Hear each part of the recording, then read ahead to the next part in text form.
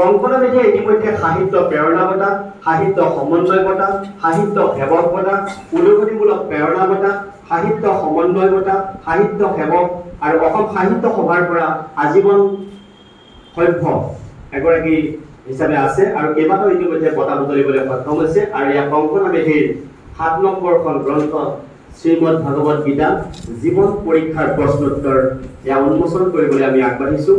আৰু এই উন্মোচনী অনুষ্ঠানটোত আজি মুখ্য অতিথি হিচাপে অংশগ্ৰহণ কৰিছে অসমৰ স্বনামধন্য লেখিকা অলকা নন্দা দত্ত বাইদেউ।